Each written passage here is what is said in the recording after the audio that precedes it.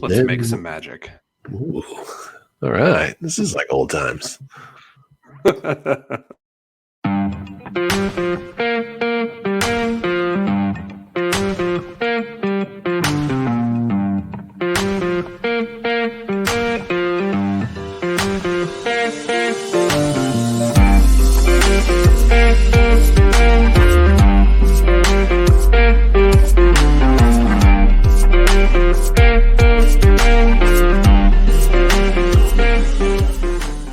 Hello and welcome to Let's Pod This. My name is Andy Moore.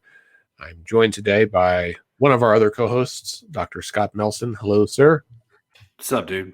How are I'll cut that before we get going. But how are you? I mean, it's still 2020, so I guess about as good as one can be, I guess. Yeah, I am acting much more upbeat than I actually feel.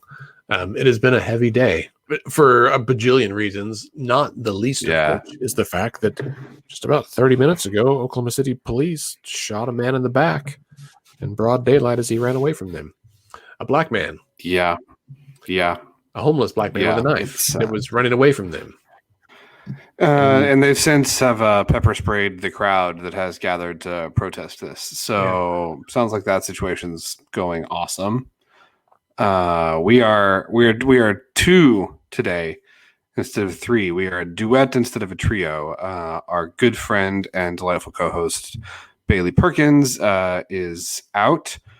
She has told us that we can share the fact that she is out of the podcast today and out of work as she is suffering from coronavirus infection. It sounds like she is starting to feel better and is on her way to recovery. And we, of course, wish her all the best and a speedy return here to join us back on the podcast. So those of you who are praying folk, if you want to send any prayers or thoughts or whatever form of good vibes you subscribe to out to Bailey, I have no doubt that she would appreciate that. That's right. Good vibes only. So there's that. What else? Yeah. Man, it's a hell of a day. It is. You started with the shooting. I thought about Bailey. I'll bounce it back to you for what's next. Well, and as listeners know, my mom is still in the hospital, still on the ventilator, and I had to give consent today so that they can put her on dialysis later today. But they are the interventional radiologists that perform that piece of inserting the dialysis catheter are so overwhelmed that it'll be several hours before she gets to do that. So things are getting worse, right? Like we just need a crawl at the bottom of the screen that says things are getting worse, because that's what it feels like.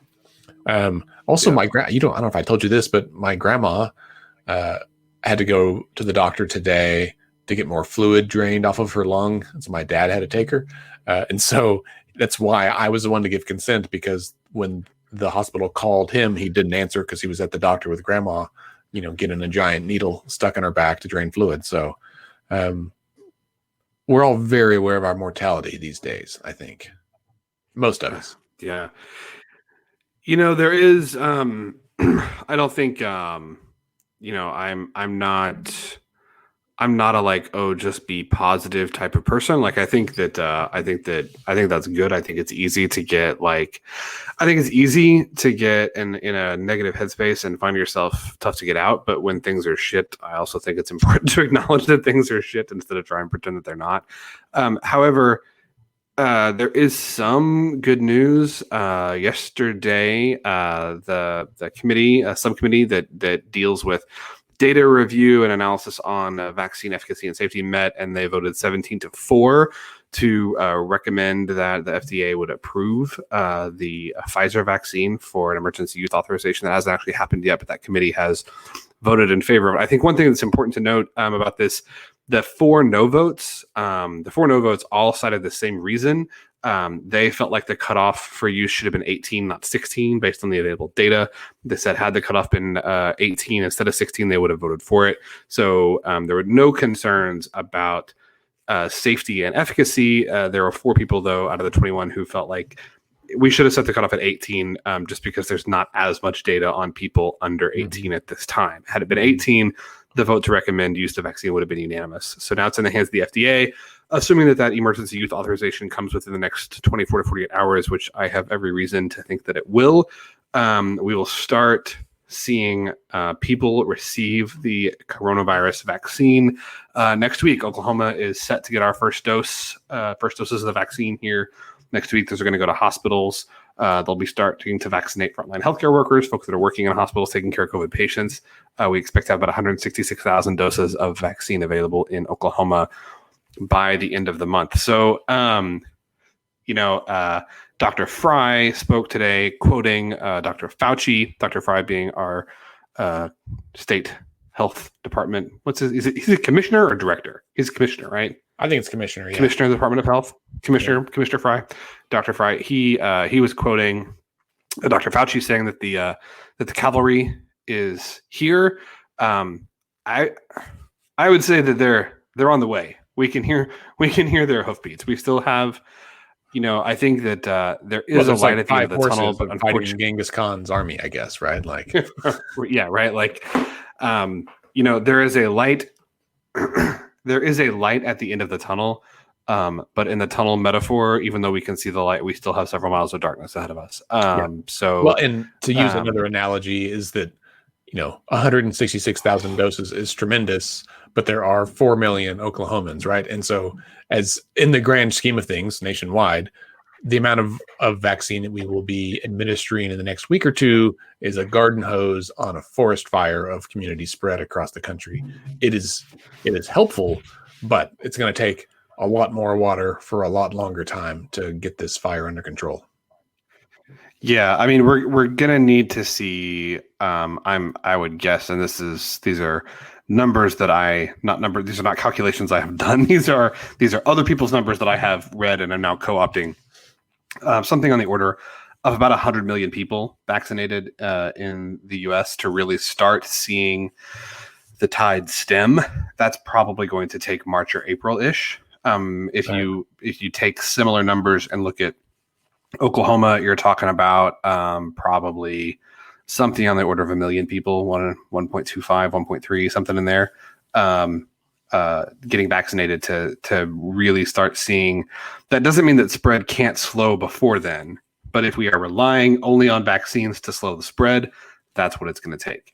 And so we're probably looking at March, April before we start seeing that have an impact. Do we know yet, like, I know we don't necessarily know how long antibodies last, but people have been asking questions like, okay, so let's say half of Oklahomans, right? 200 or 2 million people get vaccines, and you got another 500,000 or however many that have had the disease, and presumably have some sort of antibodies, and then no one else does.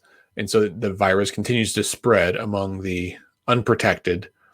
Do we know if there's a time frame where like everyone's antibodies would run out and then they would thus be eligible or potentially infectable again?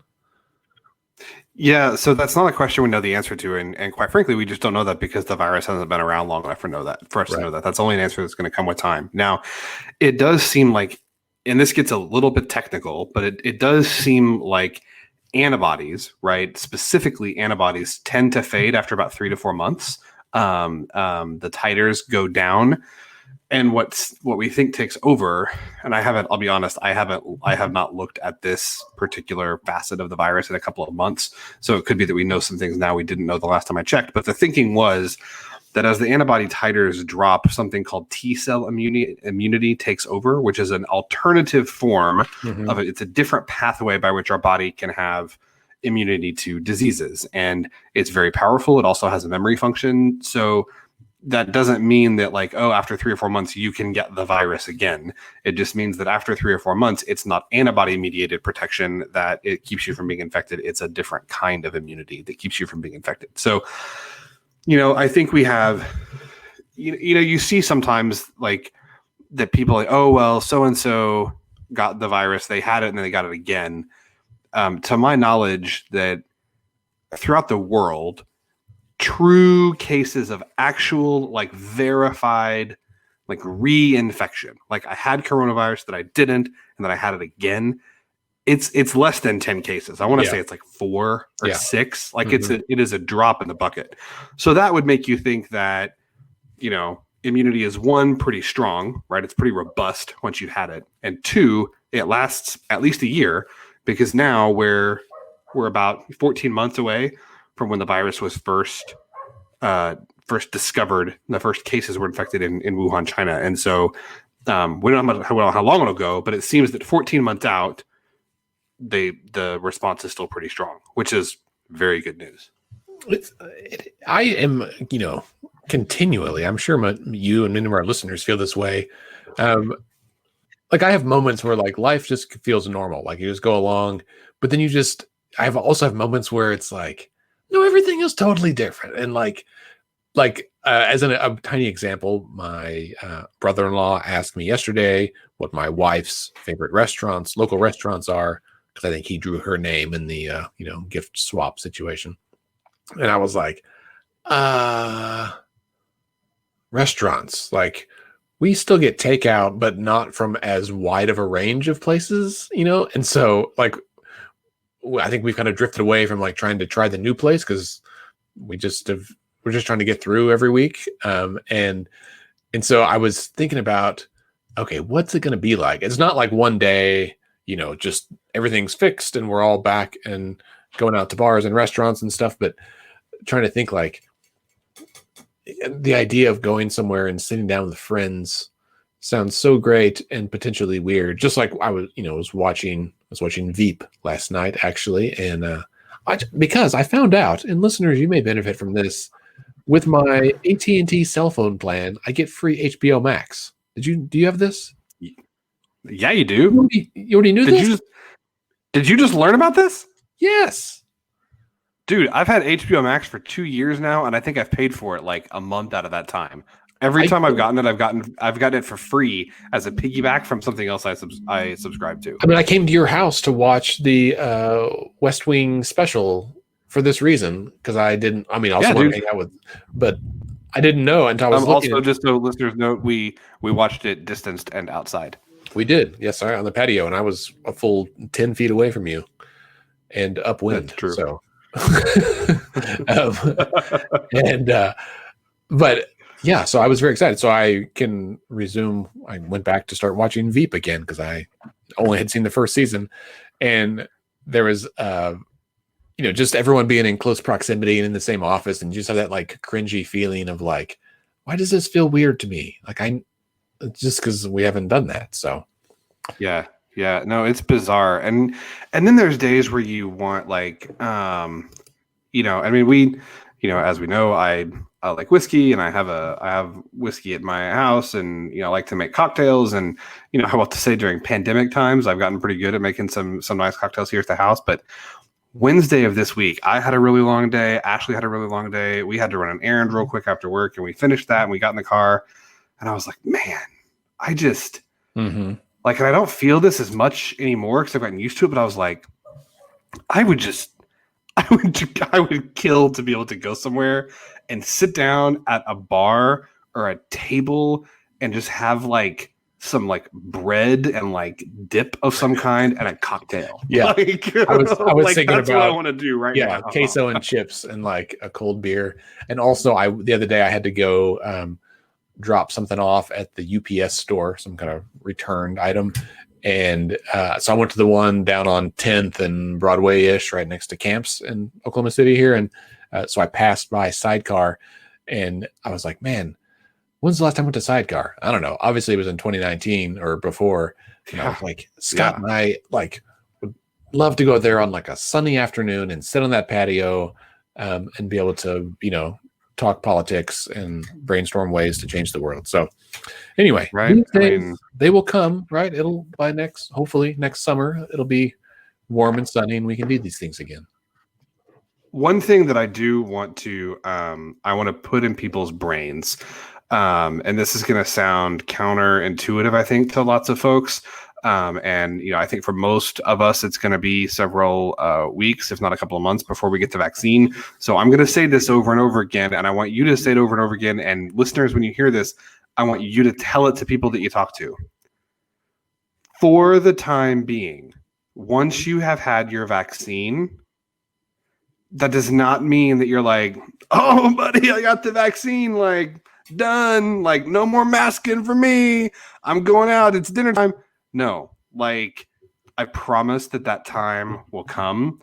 But even once you have the vaccine, it is really important for the time being that all of us continue to adhere to our precautions. One, this vaccine is very effective, but it's not 100% effective, right? There is no vaccine that is 100% effective. This is about 95%, okay? Which is, again, really, really, really good. It's enough to make a huge difference, but it's not 100%. So there is still some risk. Two, there is some data from the AstraZeneca Oxford trial that seem to suggest once you have the vaccine, if you are exposed to the virus again, you then cannot transmit it to others. But we don't have that data yet for the Moderna vaccine and the Pfizer vaccine. So I think there are reasons to be optimistic there, but again, we don't know it. So one, you still could get it even with the vaccine. The chances are much, much, much lower, and you would likely not have a severe illness, but you still could get it. Two, we don't know what the likelihood is that you can transmit it to other people. And three, there are a lot of people who are not going to have the vaccine for several weeks or months. And I think the more we can have a sense of community that like we're all in this together to the extent that we do have that, we need to maintain that for as long as possible so that we all get into this at the same time. We all get out of it at the same time. Right. There will come a time when you don't have to distance, when you don't have to wear a mask. And that time, I think we can start to visualize when that's going to be. But the day after you get your shot, particularly your first one, is not that time. Right. Yes. No, I think it's very important. Everyone hang tight, hold fast. Together we will make it through. Right? Like just don't rush it. You know how things are when you rush it. Indeed. It never turns out the same. It's never good. Yes. Patience is a virtue. All right. Well, let's pivot away. Did anything political happen? Yes. Because did anything political happen this week? Yes. A couple of things. One, just as a totally humorous note, listeners, if you're on Twitter, I encourage you to follow Scott and I's new favorite account that we send to one another. And that is Oklahoma Gov just Googled. It's actually at GovStit Googles. I don't know who's behind it, but 99% of them make me chuckle out loud. Some of them are concerning more than others, but it's always pretty funny. And if you look for something that's a little funny, I feel like it's good-natured satire most of the time. That's a good account. It makes me laugh nearly every time. I will say on a more serious political note. So this week, yesterday, in fact, was the bill. No, today. Today is the bill request deadline. And that means that legislators had to kind of put in their requests for their bills. This is not the same as the filing deadline. That doesn't happen until January. So the House members are limited to 6 bills each, I think. Senators have no limit. Leadership has no limit. And then there's always like exceptions to every rule. So, and also the fact that like no one follows that rule anyway. Right. Well, and there's House members. There's House members all over the place that filed 25 friggin' bills. Well, yeah, they file them, and then some also like get roped in. Like leadership files one and then makes them the author, and so it would be nice to like have firm rules that people follow. Otherwise, what's the point in having rules, right? Like if you only enforce them when you want to. I guess that's why. It is also it's an important time to remember too as we start seeing some of the bills that are filed. Former representative and minority leader Scott Inman told me once that this was, I can't remember if he told me this was his saying or if he told me he heard it from somebody, but it's I've heard at least a half a dozen people tell me this, and they've all said it comes from somebody different.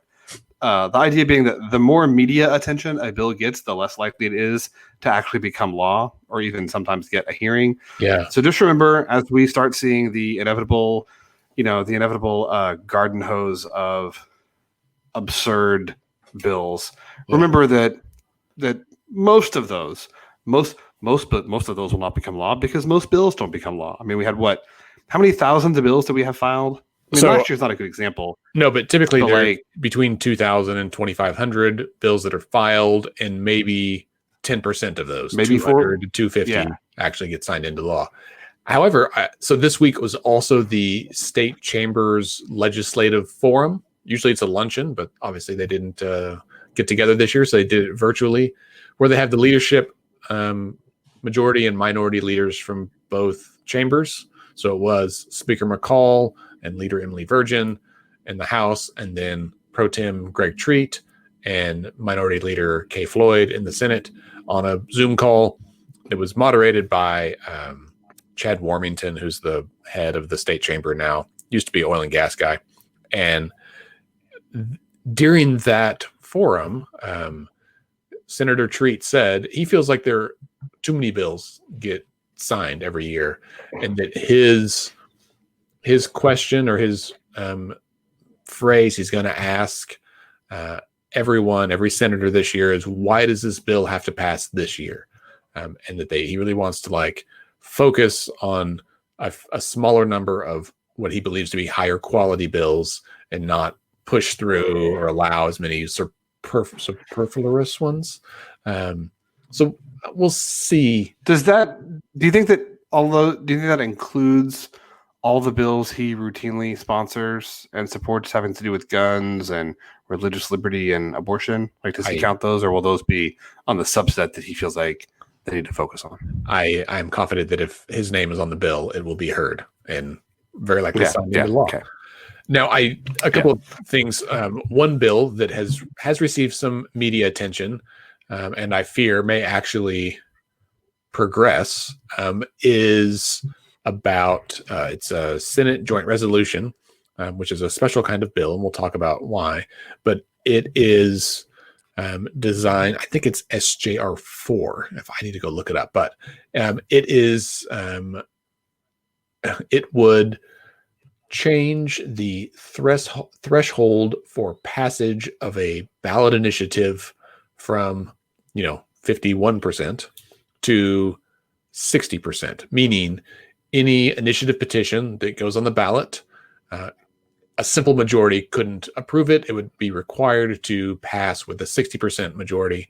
Now, listeners, if you follow me or Let's Fix This on Twitter, you've probably seen some tweets about this earlier this week. In fact, I was tweeting about this at the same time as the state chamber forum. I didn't know that was happening right then. And so it just happened to coincide with Greg Treat talking about this. But I pulled the data from the Secretary of State's website and looked at all of the ballot initiatives since statehood, right? There's been 815 of them that have ever been out there. And most of them obviously didn't even make it to the ballot. I take that back. Just over half made it to the ballot. Most of them are legislatively referred ones, like this one. So a joint resolution is different than it's still a bill, but it doesn't go to the governor's desk. It goes to the ballot for people to vote on it. And so the reason they do that is when they have to amend the Constitution, which is also interesting because another thing that Senator Treat said at the state chamber forum is that he believes our state constitution is, he used the word laughable, and not in its purpose or content, but I think in its length, which most of us would agree. It's, the third longest state constitution in the country. And it's, at the time of its adoption, it was the longest governing document in the world. That's what I understand. Yeah. And I think Texas has one of the other longest ones, and maybe that's due to amendments. I don't know, but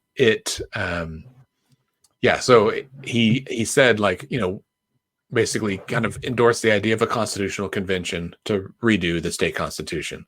Now, any of these things have to be approved by the vote of the people. And so the irony of this particular one that I mentioned is that the legislature would have to pass this with a simple majority to send it to the ballot. And then the people would have to pass it with a simple majority in order to set into place a higher threshold for passage of future measures, right? So you would need 51% to pass a measure that would thus require 60%. Does that make sense? I mean, it just sounds like we just have too much democracy going on, Andy. That's another thing. Too much voting is not good for democracy. You're full of shit. But that's another thing that Senator Treat said, was that he supports democracy, but not direct democracy. And I was like, it just strikes me as odd. I don't think this is going to go well for the legislature on this measure. Because immediately, I mean, my phone started blowing up with people that were like, this bill is bananas. And it's to have elected representatives who say, I want you to elect me, but I don't want you to pass your own laws. Right. And I think that's how this is. I think this is where this is coming from. I mean, you think you put a truth serum in some of these guys, and I think and women, not just men. I think some of them will think this is a terrible idea. I mean, look back at do we need to have the state question 640 discussion again? Right? Yeah, this is not as extreme as that, but it's this. But this is this was in 1992. Oklahoma voters approved State Question 640, which said that what has to happen that the legislature cannot pass a tax increase of any kind unless they get 75% or more. So not just a supermajority, not just a veto-proof supermajority. You have to have more legislators sign on for a tax increase than you do to override a gubernatorial veto, right? And this was legislation that also.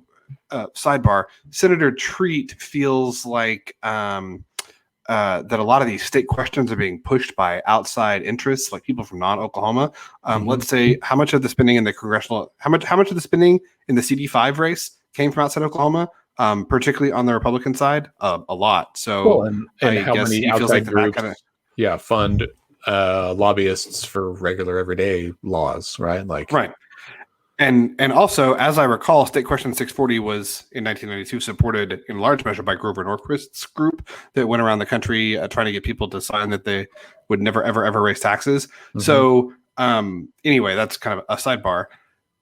State Question 640, I mean, it's one of the main things that has contributed to the difficulty governing Oklahoma for the last 30 years, because even when there's a bipartisan majority of people who agree that taxes need to go up, whether it's on an income class or an industry or cigarettes, you can't do it if even 26 of the 101 members won't agree. And so it's created a lot of the gridlock that we see, or not even gridlock, but the difficulty we have funding programs, the difficulty that we have, paying our teachers, the difficulty that we have with Medicaid expansion. State Question 640 is at the root of all of those, right? So now we want to say, okay, what we did with State Question 640, we're going to do that, although not as extreme, but for any measure that has to be passed by the people, right? So we're going to make it even more difficult. And furthermore, when you look at most of these things that have passed in recently by state questions, right? Marijuana, medical marijuana legalization, criminal justice reform, healthcare, expansion, Medicaid expansion.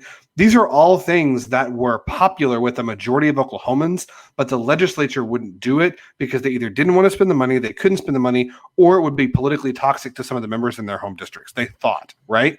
And so the voters took it upon themselves, and now the legislature wants to take that power not away, but make it more difficult.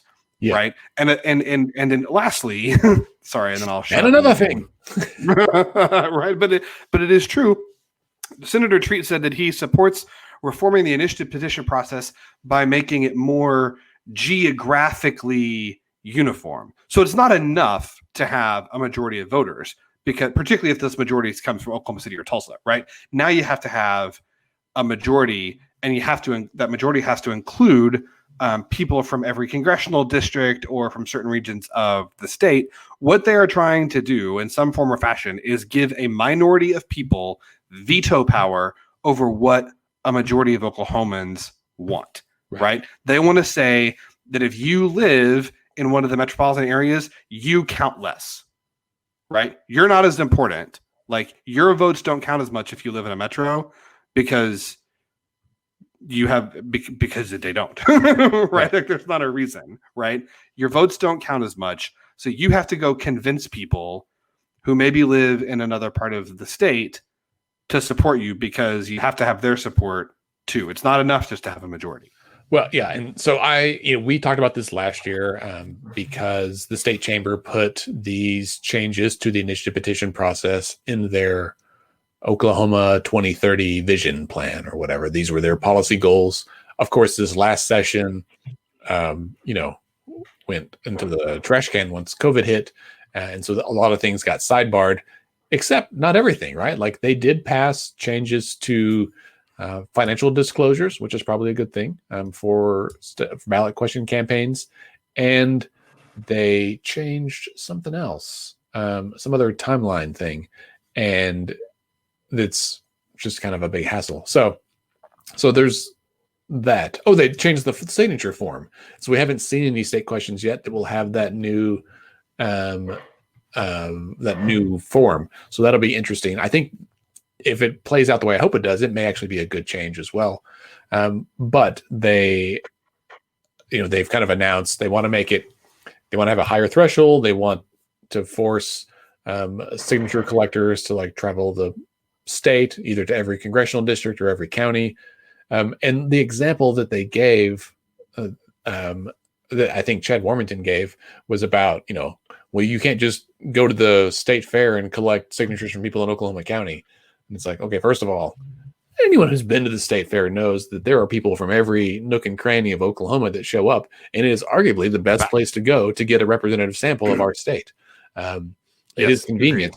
And okay, I mean, the other big strategy is to go to county fairs and collect signatures too, right? Like, so the important thing I think it is for listeners to know is that this is politicians trying to limit your access to democracy, right? They want all the laws to go through them, not for the people to have the unfettered access that is afforded to us by our state constitution.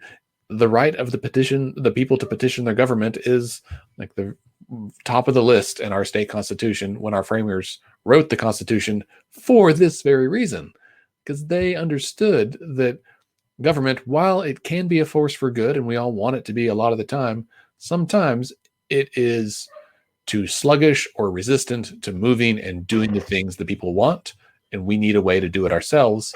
The bar is already really high. Like, it is not easy, right? It costs hundreds of thousands of dollars, if not millions of dollars, to run a statewide ballot campaign. It's like running for governor or any other statewide office, except you also, not just the campaign, but you also have to get, several 100,000 people to sign a piece of paper to even allow the issue to go on the ballot. And regardless of where the signatures come from, once that measure is on the ballot, it is up for a vote of all Oklahoma voters, regardless of where they live, right? And this is not an urban versus rural thing. In fact, I mean, there are state question 777, right? Was about the right to farm bill. Going back a few decades, like the state question that had to do with cockfighting was a whole other issue. This is not an urban versus rural thing. This is a power thing. This is a democracy thing, and it's super important. And in the past, when these kinds of measures, where the legislature has sought to increase their power in some way or decrease the power of the people, the people have seen right through it. It has not gone well. And I mean, one thing to look at is this most recent election, the failure of state question 814, which would have changed the way TSAT money is used, right? So the money going in, more of it would go to the legislature. And you heard a lot of people saying, well, I don't necessarily agree with how TSAT spends their money, but I have zero faith that the legislature is going to do the right thing with it. Even though they tried to say, oh, this is for Medicaid. And people I know who are, politically curious or just kind of ancillarily pay attention, not listeners, not you, other people, friend like my grandma, right? And people like that are kind of aware of stuff and vote religiously. They were like, nah, I don't think that's a good idea. And so I think that's encouraging to me, that I think people will see through this should it make it to the ballot. Yeah, no, I think that this might be a pretty heavy lift if it does get through the legislature and get referred to the ballot. And I think you would see a lot of pushback, but even from places you might not expect. I think that there would be a this would be a state question campaign that I think we need a lot of airtime, a lot of money behind it on both sides. Yeah, I think there'll be a no campaign. I can't imagine, and this is often the case, the legislature refers stuff to the ballot, and unless the state chamber is going to fund it, but I think once we get into it, I don't think it's going to go well for them. Also, if they put this and other like restrictions on the initiative petition process on the ballot, there's going to be folks that are trying to run a bunch of other reforms on the same ballot to capitalize on that energy, right? Like, if you're going to make this a populist election that's going to be a referendum against political infrastructure, then let's go whole hog and make this happen.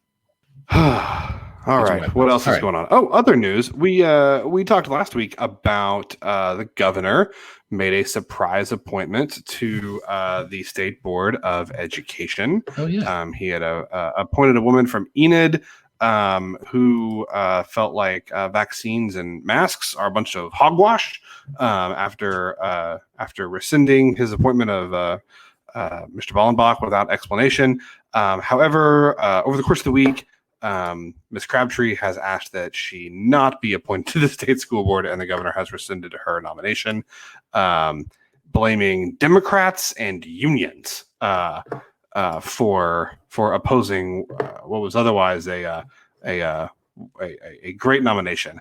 Yes, Democrats opposed it, but so did like a lot of Republicans too. Like this was, I was very curious kind of what the thought process here was with this appointment. And it's interesting, you and I were texting about why do this. And then the governor came out and told us. He said, I feel like my appointments should represent, kind of be in line with my views and policy goals and where I'm at. Mr. Ballenbach had been in favor of mask mandates in schools and COVID vaccination. So I don't know if that's why the governor took him off the board, but it seems like maybe it could be. Yeah, I mean, it did. It in his statement, he said that, and then I feel like the next day, it was like or maybe it's the same statement, but he basically said like, well, the Democrats and the teachers unions are the ones that are just trying to get their policies pushed through or whatever. And I was like, didn't you just say that you appointed the person to get your policies pushed? Like, it just seemed like this is a political appointment. We all know that. And if you're not okay with them exercising their own judgment, why do you think someone else should be okay with them exercising, their own judgment? It seemed like a double standard. Yeah. I guess that's what I'm saying.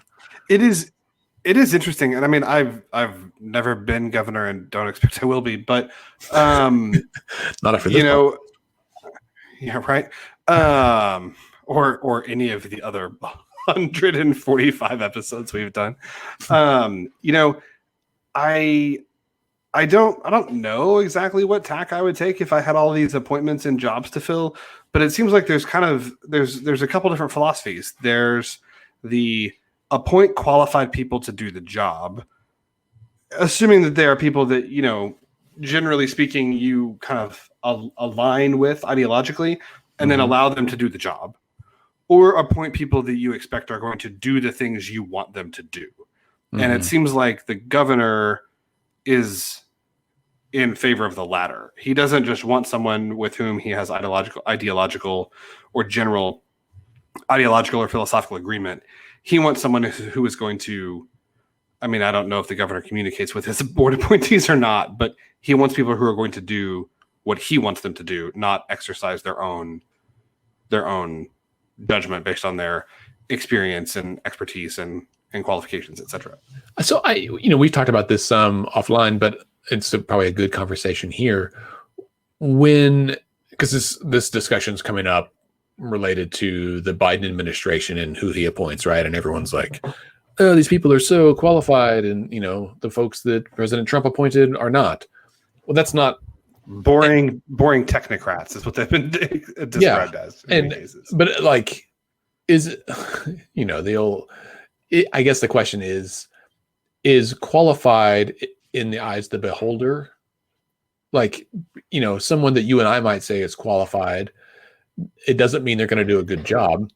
And it also doesn't necessarily mean that someone who is unqualified, in my opinion, would do a bad job. You know what I mean? And so, I mean, I think, at the national level, right? Like Jared Kushner, I don't know his whole like career history, but it seems like he's had some positions that you might not expect the president's son-in-law to have if he didn't have appropriate qualifications, and that it was a familial appointment and other cronies and friends. But do you think, like, I mean, everything is so politicized that even someone who is qualified gets hit with accusations of being a political hack for some reason, right? So, like, is there, I guess, I mean, I'm rambling, but like, is there how do we empirically measure someone's qualifications for a political? Well, I don't know that you can empirically measure it, but I mean, I think good. I mean, maybe one example. Let's consider two. Let's consider two of President Trump's appointments to the Supreme Court, right? So first, Justice Neil Gorsuch, right? Circuit court judge, I think for quite a few years. He's written a lot of opinions. He's heard many cases. Widely regarded as a brilliant jurist, has a clear, I think, textualist philosophy in terms of how he approaches the law, right? Right. I don't think anybody, you might not agree. Has enough history that people can know, like, this is how he grew up in the law and his jobs and how he thinks about things and maybe where he's at today. Yeah. And then I think you could think of his most recent appointment, Justice Amy Coney Barrett. And I will say at the outset, like, from everything, I've obviously never met Justice Barrett. Everything I have read about her from people on both sides of the aisle is that she was a brilliant law student, a fantastic law professor, an absolutely just a brilliant attorney who very likely would be, should an appointment or a position arise, would very likely one day be a front runner for a Supreme Court seat, depending on, who was in the White House and when the vacancy arose. But there were some questions about, she's only been a judge, I think, for 3 years. And, is someone who has only been serving as a judge for 3 years, is that an appropriate level of experience to put on the U.S. Supreme Court? So on the one hand, you could say that she's qualified based on her academic credentials. You could say that clearly she's qualified based on her clerkships after she finished law school, and then her reputation as an absolute star in terms of her legal mind. But is there, or should there be, more experience as a judge before one is appointed to the high court? I don't know that that's a right answer, or that there is a right answer. Right. But that's different I think education. They are, but I'm saying that the difference in those two resumes, I would think that might open up Justice Barrett to be more susceptible to accusations of political bias than someone like Gorsuch. Right. I think maybe, I don't know. That's I mean, that's just an example. I mean, obviously it's totally different than like, a state board of education. Does someone need to have been a teacher or a school administrator to be an effective member of the school board? I don't know the answer to that. I think certainly that it might help. It might help to have other experience too. Right. I know there are certainly people on the Oklahoma City public school board who have never been educators and do a good job. And so, I don't know. I think I'm just rambling now, but qualified is yes. In the eye of is I think probably to some degree in certain professions, at least, qualified is in the eye of the beholder. Right. And I think it is probably politically frustrating, right? When someone of one party appoints people who don't have a long history of activity with which they can be measured, right? So everyone kind of knew where Gorsuch sits on these things.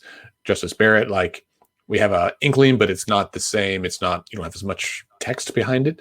And so if you are the opposition to, regardless of party, if you're the other side and you're trying to attack or discredit someone, right, well, maybe you have less to work with, right? I was going to say maybe it's easier, but not necessarily. You just have less to work with. And I think it makes it tough for the public. So let's bring this back to the voters, right? Like if we, the voters, are trying to figure out how we feel about something, right? So the governor appoints someone to the State Board of Education, and immediately there are, outcries from one side, presumably the other party from the governor, right? And then there are cries of support from the same party.